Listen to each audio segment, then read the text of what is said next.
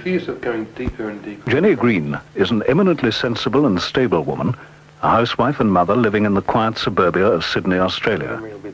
There was no reason for us or her to suspect what was going to happen when she was in trance before our camera.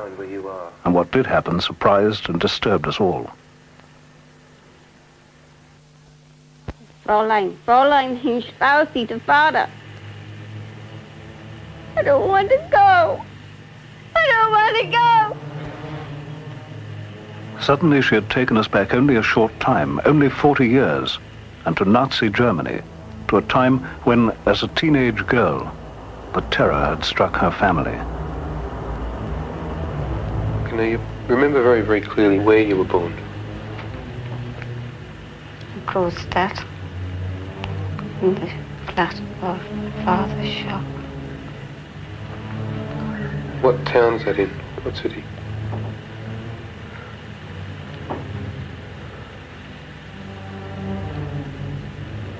In Düsseldorf. And what was your name in that life? Dorothy Hellman. And what was your father's name in that life? Joseph Hellman. Your mother's name? Sarah Hellman. You'd be able to go into deeper. Once Jenny had led us onto this new and unexpected track we had to follow. We brought in a German interpreter, and our first attempt to talk to Jenny in German led her to break out of her trance at once in a mixture of fear and anger. The Hellman family of Düsseldorf had been Jewish. I'm going to get the girl to talk to you again. So I'd like you to either answer her or tell me that you can hear her. Wie heißt du? Kannst du Deutsch verstehen? Filterbrunte. Was hast du gesagt?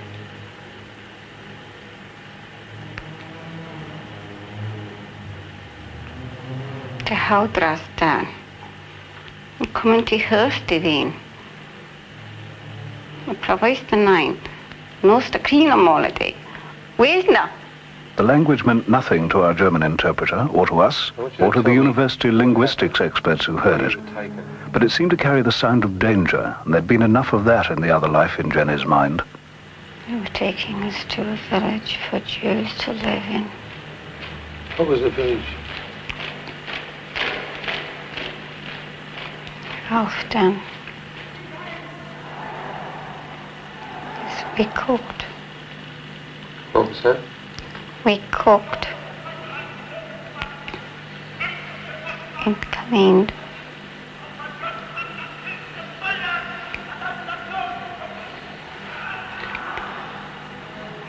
We washed clothes. They were the clothes of people who'd been and gone. They told us they'd taken them somewhere else. But they wouldn't leave their clothes. My friend Frida, she just asked why the clothes kept coming.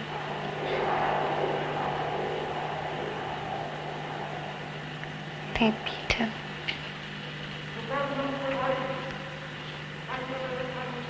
They made us all watch while they beat her and kicked her.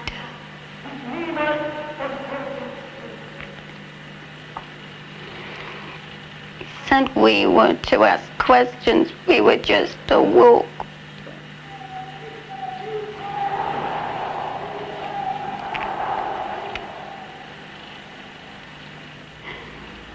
Wouldn't let us help her. She just died.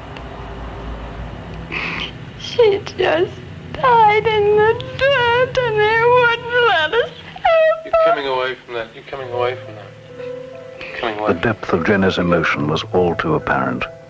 In what she was saying, there was all the horror of the Holocaust, and we were all affected by it.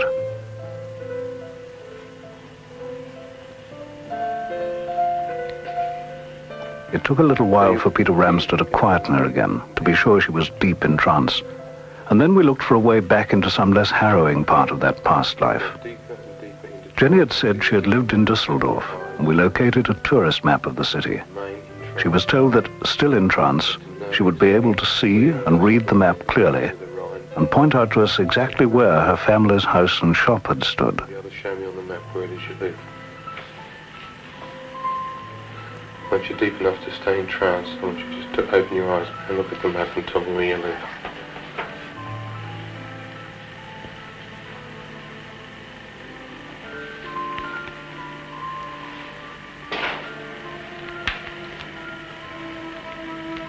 Kostad, Throwing, Rangham Square, Rangham House, for school, for the shop.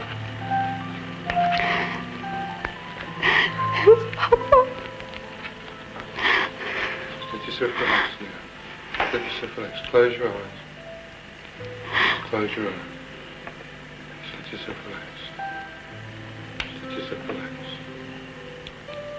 Just let yourself relax. After I wake you up, you're going to remember that map very clearly. Everything you showed me, you'll remember very clearly. Where you lived on the map, you'll remember very clearly. You remember it awake as well as you do asleep. Once I wake you up, I want you to show me on the map where it was that you lived. Waking up 1, waking up 2, 3.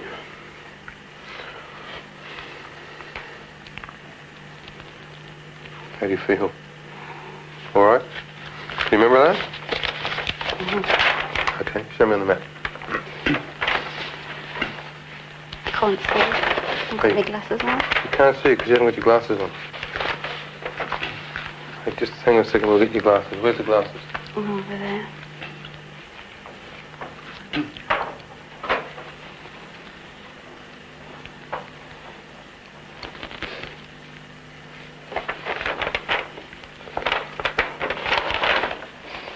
Here.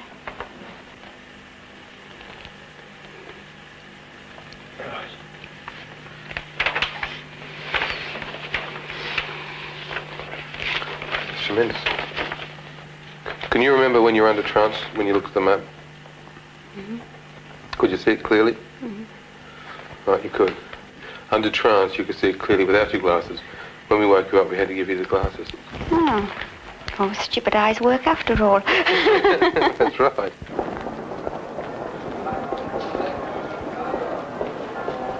Weeks later, in Dusseldorf, John Abbott joined us as our independent witness. He's a level-headed Australian writer and researcher now studying law in London. Jenny, in a strange city in a foreign land, led us without hesitation. She was taking us to find her childhood home. What was that? That's not it. Can I go to the next one along? Yeah. Her father had been a jeweler, and Jenny had been very close to him. And now, in modern Dusseldorf, she nearly ran to re-establish that old and loving tie. She took us almost without hesitation, not to Karlstrasse, the street name she'd used, but to Kirchfeldstrasse. But the square's not there.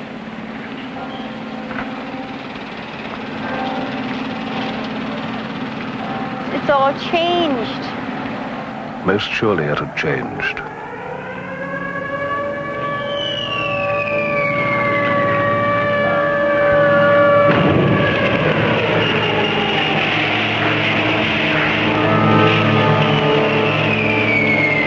The iron teeth of World War II had bitten deeply into Dusseldorf. When the scars had healed, the body of the city carried a different shape. 2/3 of it had been ravaged and rebuilt.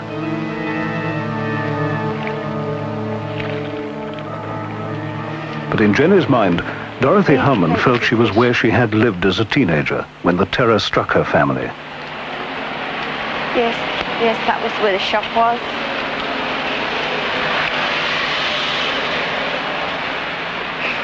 That's where it was. Could be a square. Down there, the hospital's up there.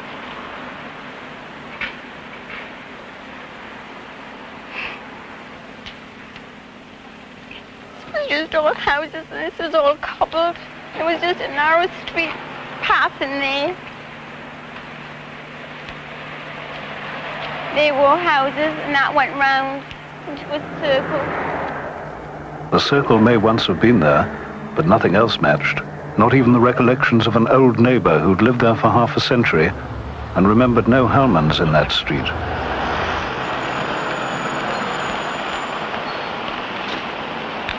The following days saw the search for the hospital of which Jenny had spoken, in trance and on the spot. Yes. All right. Which way? From here? In that way, that direction. Right. In there. Let me get close to them. That's it, that's the park, and hospital's behind it. It's short on this side, and it goes long down that side. The main part of was on this right-hand face. What a ratty old time. These were all here, these trees. Yeah, they're all there. This is where the hospital was. The main entrance was just about here. And all these trees were here. This was all park. The main door was about here. And it had a big, heavy lintel on the top. And the doorways were round. They went round, but they were all fluted. They weren't straight. And it went in to big doors on the inside. Her description was detailed, but these were apartment blocks and post-war. She was positive that the hospital was not near a railway line, that there'd been a park there. Had the place been so badly bombed that it was pulled down? We went to a pre-war map of the city to check its position. And she pointed up this street and said, right, that's where the park is, and and the hospital is just behind the park. We came to the end of the street, and of course there wasn't a park, there's a railway underpass there, which was a bit disturbing. We went underneath the railway, and along this street here, Faberstrasse, which looks like a much bigger street in this 1937 map.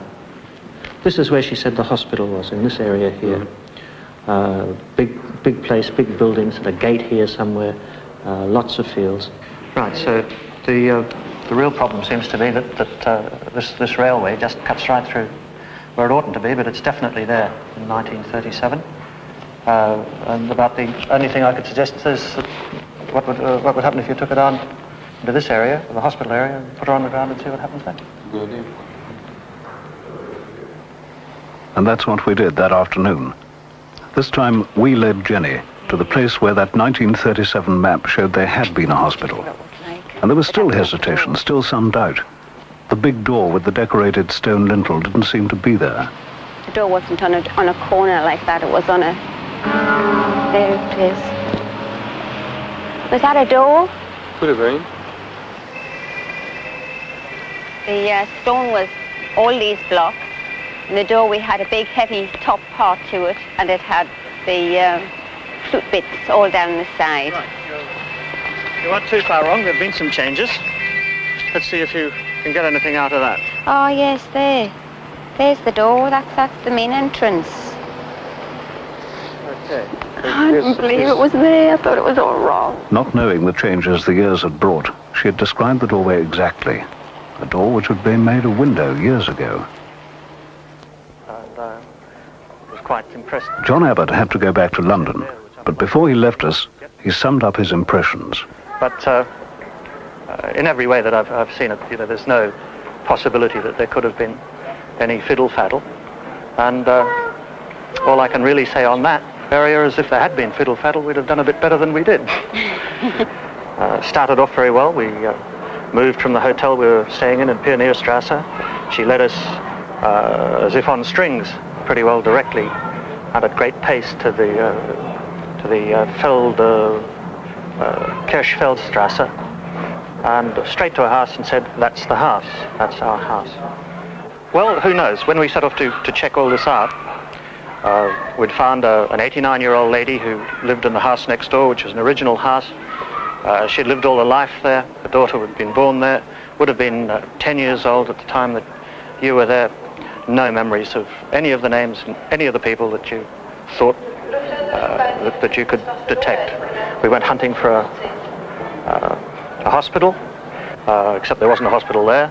None of that really worked out. Some of the things you said, though, did work out, I thought. Now, the area, the street that you took us to was heavily populated by Jewish families, substantial middle-class Jewish families. They were all rounded up in 1937 in November and taken away and taken across to the other side of the Rhine to a place called Oberkassel. Now, you did describe Undertrans in Australia being taken away first to what you call the village for Jews, and you called it something like Alstadt or Alstadt. Well, to get out to Oberkassel, you go through Alstadt, which means Old City. So a deeper step backwards. Across the busyness of the Rhine, we took Jenny back to Oberkassel. She told us under hypnosis how the teenage Dorothy Harmon's father, hearing that the Nazis were coming, had hidden her in a small and totally dark cupboard. It didn't save her. With all the Jews in that street, she was taken away and separated from her family. She managed to escape and hide in a cellar, again in the dark. The fear, the loss, and the darkness brought a strangeness into that young mind, and Jenny, under hypnosis in Dusseldorf, relived again that awful time. Taking me to a village for Jews.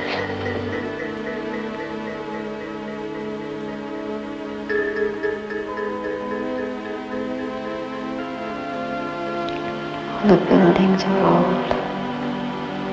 It's not a nice place.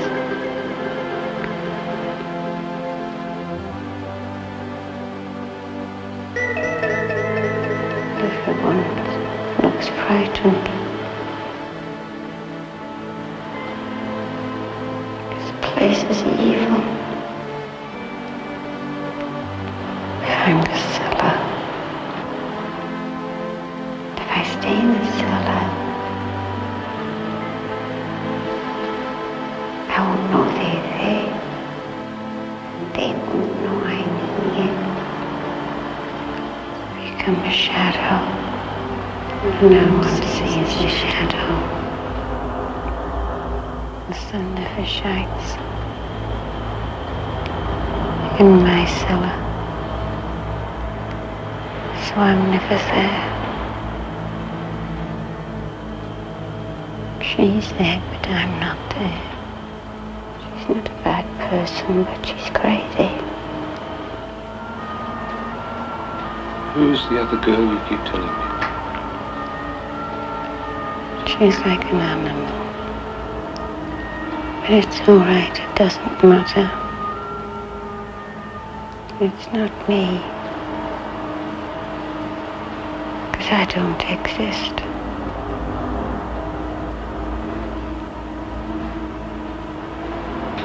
I've gone away. They're coming in my cellar.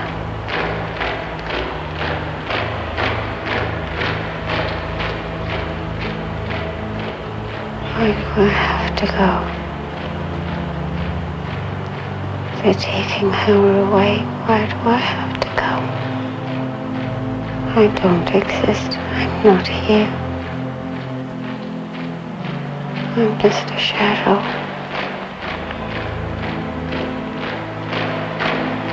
I'm her shadow. That's why I have to go. That's what I am. I'm her shadow. I have to go, because I'm her shadow. And they're taking her away. Who was the other girl in the cellar with you? Is she you?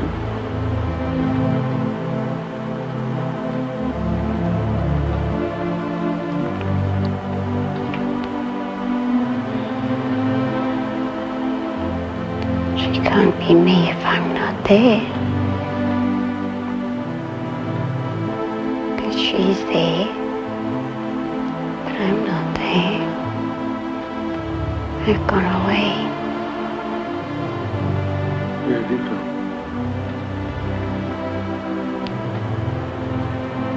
Inside of me.